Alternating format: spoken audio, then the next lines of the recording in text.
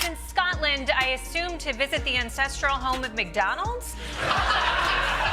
So let's find out more in our ongoing segment, Trump Meets World.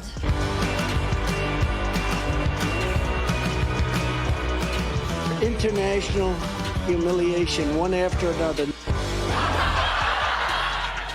As we said, Trump is in Scotland right now, seeing as his favorite island destination has been shut down.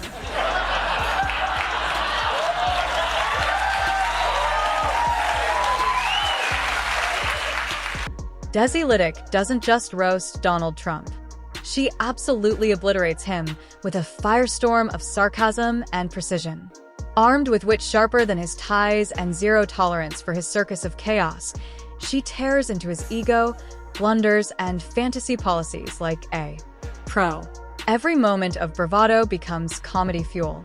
Every contradiction a target for her relentless punchlines. If Trump is the show, Desi is the grand finale, turning his greatest hits into a masterclass in political takedown. Let's kick things off with meme coin entrepreneur Donald Trump, who also moonlights as President of the United States. Yesterday, he went to Fort Bragg to give a speech to his favorite men in uniform who aren't in the Village People. He was there to commemorate the 250th anniversary of the Army, so of course he ended up discussing Joe Biden. We had a grossly unfit president. And by the way, I've known this guy for a long time. He was never the sharpest bulb. Sharpest bulb. What a wordsmith. His presidential strategy seems to be ripped straight out of a fever dream written by a billionaire with a Twitter addiction and a Wi-Fi connection from 2009. Desi Lydic didn't just roast Donald Trump. She deep-fried the whole ego casserole and served it with a side of his own ridiculousness, because there's no better way to season a roast than with facts dipped in absurdity and irony marinated in narcissism. Finally, Donald Trump is going to release the Epstein files. He is the only president with the courage to... Hello? President said what? It's like I've always said, enough with the Epstein files, all right? Just move on already. I've been watching Fox News for 253 hours straight, and I'm ready to Fox-plain why the Epstein files are a massive scandal that MAGA patriots everywhere must stand up and... And so, here he is again, standing at the podium like a human gold-plated trophy to bad decisions. Chest out, chin up, hair dyeing both gravity and logic. His speeches now resemble the ramblings of a motivational speaker at a timeshare seminar who just discovered energy drinks 5 minutes ago. It's like watching a reality show where the main character doesn't know they're not supposed to be the comic relief. Yeah, it's official. America's elected its first criminal president before electing its first female president. What a day for proud felonists. What the actual America? We have had 2 qualified, accomplished women nominated for president, and both times they lost to the worst man in the whole... Desi took one look at his latest executive orders and said this isn't leadership. It's cosplay for people who think The Apprentice was a constitutional requirement. Because, somehow in the midst of actual crises, Trump decided that what America really needed was another press conference with the nutritional value of cotton candy and the coherence of a squirrel on espresso. Kamala Harris is crushing it. She's up in the polls. She's raising tons of money. She collected the white man infinity stone. It all poses a big problem for Donald Trump, who's been trying everything he can think of to stop her ascent. He's been insulting her race even more, insulting her gender, even more race stuff. He strutted into office like a man auditioning for a role he already failed at 4 years ago. This time with more sequence and less shame. His policies are basically Mad Libs written during a sugar crash. One moment, it's about saving the economy. The next, it's a full-blown tirade about toilets that don't flush enough. At this point, the White House is less an institution and more a reboot of a show nobody asked to bring back. A secretive billionaire's private sex island sounds kind of intriguing. Wrong. Are you still talking about Jeffrey Epstein? This guy's been talked about for years. This is old news, and not in the fun Benghazi sort of way. Biden tripped on the stairs as recently as 2 years ago. And what about this salacious scandal? The auto pen, which is, by the way, I think the biggest scandal. That's the scandal they should be talking about. And Desi, she didn't flinch. She dug through that treasure chest of absurdities like a comedian on a scavenger hunt for punchlines. Trump's climate change policy, if you can even call it a policy, reads like a bedtime story told by someone who thinks the Earth is just having a hot flash. Forget scientists. He treats meteorologists like fortune tellers who got it wrong again. Meanwhile, the planet's literally sweating like it's trying to escape the conversation. You've got a guy here who builds walls faster than he builds coherent sentences. And then there's his economic genius. Yes, the master of the budget who treats debt ceilings like piñatas at a 6-year-old's birthday party. Trump looks at deficits and sees a challenge, not to fix them, but to see how large he can make them before someone notices. His financial plan seems to revolve around shouting, "It's the best ever," until the numbers politely agree to be fake. And during his campaign, Donald Trump promised that America would be climbing the respect charts again. Under my leadership, America soon will be respected again, very quickly, respected like never before. America will be respected again and admired again. If we win, America will be feared and respected again. Oh, yeah. Remember Trump's garbage era when he wore a garbage costume and drove up in a garbage truck? It was like, yep. When Desi ripped into his infamous statements, no quotes necessary, you could almost hear the sound of logic wheezing in the distance. Because Trump's idea of diplomacy is threatening war in the morning and asking for Nobel Peace Prizes by lunch. 1 minute he's best friends with a dictator, the next he's tweeting like a heartbroken teen who just found out their prom date bailed. Every international summit he attends feels like a rerun of a sitcom that can't decide if it's satire or horror.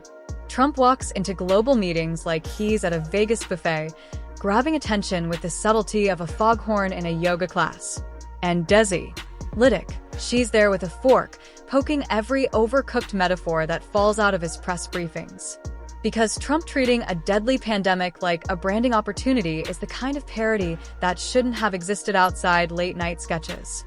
Every sentence he uttered during those briefings was a dare to the English language and a threat to public health recommendations. It's like he walked in each day thinking, how can I make the CDC's job harder and my PR team cry? Yesterday, Donald Trump unveiled his big plan to relocate Gazans and turn their homeland into the world's holiest Hard Rock hotel and casino. Yesterday, Donald Trump unveiled his big plan to relocate Gazans and turn their homeland into the world's holiest Hard Rock hotel and casino.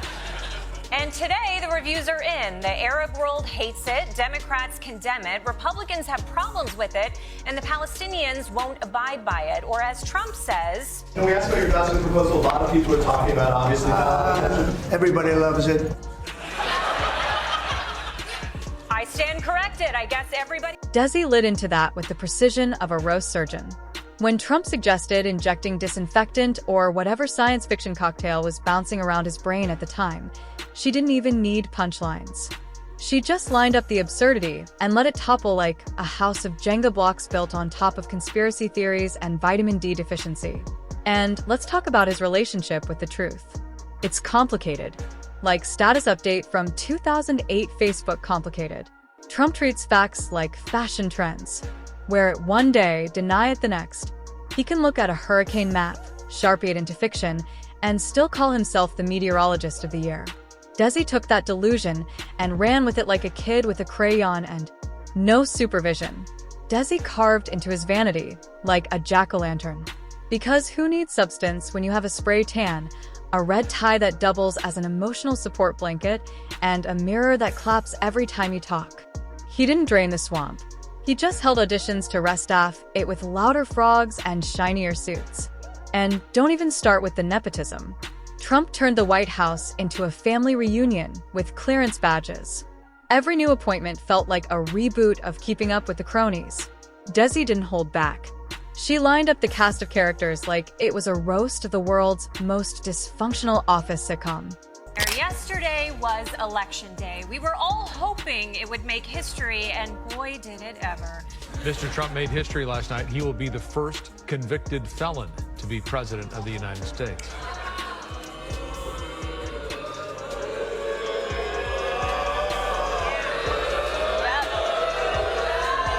Perfect in every way. His staff spent the entire next day walking back every single part of it. The president said his intention was to remove Palestinians from Gaza permanently. If we can get a beautiful area to resettle people permanently. But today, the press secretary said it would be temporary. The president has made it clear that they need to be temporarily relocated out of Gaza for the rebuilding of this effort. Oh, Trump's press secretary just had her first. When it came to women's rights, Trump's policies read like they were pulled from a time capsule buried under a steakhouse in 1952. Desi sliced through that misogyny with the finesse of a scalpel and the energy of someone who's been reading every executive order while shouting seriously into a pillow. Every time he talks about women, he manages to take feminism back a decade just by opening his mouth. His obsession with ratings, legendary. He treated natural disasters like episode premieres. Desi flipped through them like a scandalous novella. Every page dripping with suspense, denials, and one man's passionate love affair with court dates. His lawyers probably have a loyalty punch card at this point. 9 indictments, and the 10th one's free. His love letters to dictators didn't help either. Trump collects authoritarian fan mail like baseball cards, except he trades them for democratic norms. Desi nailed that with all the glee of someone who's been watching this geopolitical circus for far too long and brought popcorn and a fire extinguisher. Trump wasn't there to talk about Joe Biden. He was there to talk about America's proud military history. And that went great, too. Recently, other countries celebrated the victory of World War I. France was celebrating, really. They were all celebrating. The only one that doesn't celebrate is the USA, and we're the ones that won the war. Without us, you'd all be speaking German right now. Maybe a little Japanese thrown in. Okay, I know what you're thinking. Why would we be speaking Japanese when they were on our side? The debates. Oh, the debates. Trump on a stage with a microphone is less political discourse and more performance art from a man who thinks volume equals victory. Desi turned every one of those incoherent word jumbles into punchlines so sharp they could pierce through that wall of delusion he's been building around himself since 2016. And let's not ignore the environmental stance that rivals a Bond villain with a grudge against trees. Trump rolled back regulations like they were blocking his view of the golf course. Desi lit that entire charade on fire with more precision than the EPA could muster under his administration. Because nothing says future generations like a policy designed by someone who thinks recycling is a liberal conspiracy. Every rally Trump throws is a masterclass in shouting at clouds. Desi dissected those crowd chants like a linguist analyzing a caveman drum circle. There's always more volume than substance, more nostalgia than nuance, and more merch than meaning. He didn't build a wall. He built a billboard for his ego and then handed taxpayers the receipt.